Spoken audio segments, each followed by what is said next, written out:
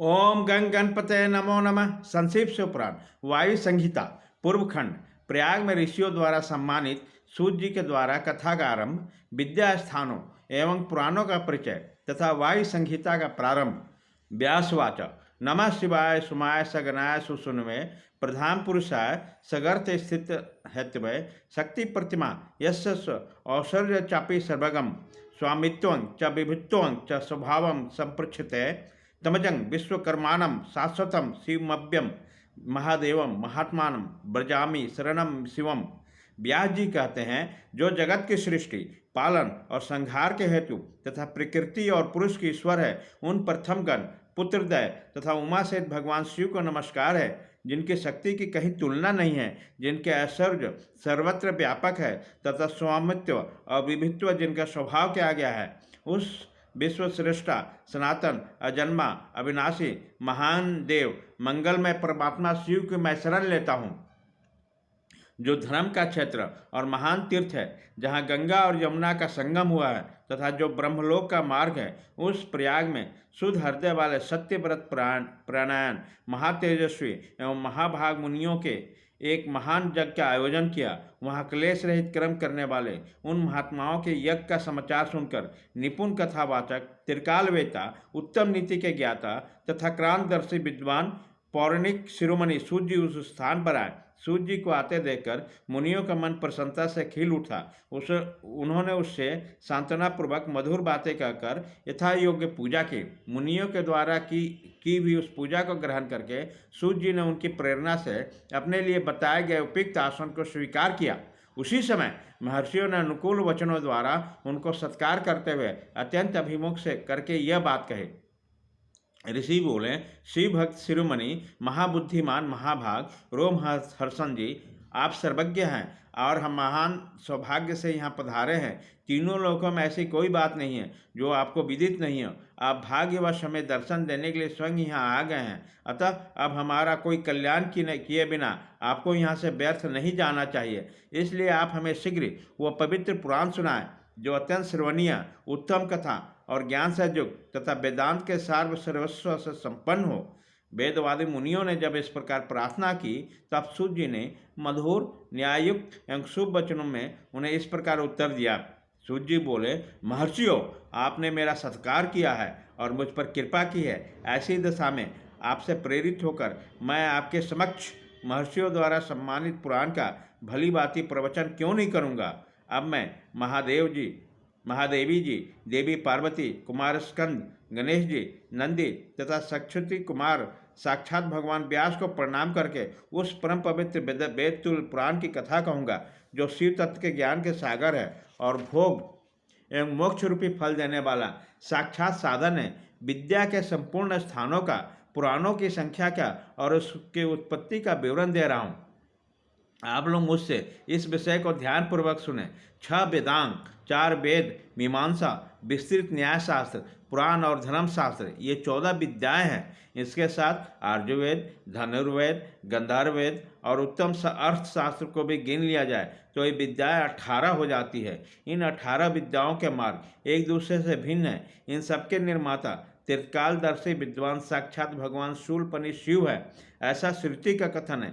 संपूर्ण जगत के स्वामी उन भगवान शिव को जब समस्त संसार की सृष्टि करने की इच्छा हुई, तब उन्होंने सबसे पहले अपने सनातन पुत्र साक्षात ब्रह्मा जी को उत्पन्न किया और अपने उन प्रथम पुत्र विश्वजोनि ब्रह्मा को परमेश्वर शिव ने जगत के सृष्टि ज्ञान प्राप्त करने के लिए पहले ये सब विद्याएं दी।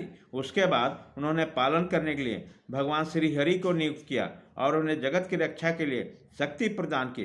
वे भगवान विष्णु ब्रह्मा जी के भी पालक हैं। ब्रह्मा जी विद्या प्राप्त करके जब प्रजा के सृष्टि के विस्तार कार्य में लगे, तब उन्होंने संपूर्ण शास्त्रों में पहले पुराण को ही स्मरण किया और उन्हीं को प्रकाश में लाए। पुराण को प्रकट होने के अदंतर उन्होंने 4 मुखों से चारों वेद का प्रादुर्भाव हुआ। फिर उन्हीं के मुख से संपूर्ण शास्त्रों की प्रवृत्ति हुई। द्वापर में भगवान श्री हरि सत्यवती के गर्भ से उसी प्रकार प्रकट हुए जैसा अग्नि से आग प्रकट होती है। उसी समय उनका नाम श्री कृष्ण द्वैपायन हुआ। मुनिवर श्री कृष्ण द्वैपायन ने वेदों को संक्षिप्त करके उनको 4 भागों में विभक्त किया। इस प्रकार चारों भाग में वेदों का व्यास अर्थात विस्तार करने से वो लोक में वेद व्यास के नाम से विख्यात हुए।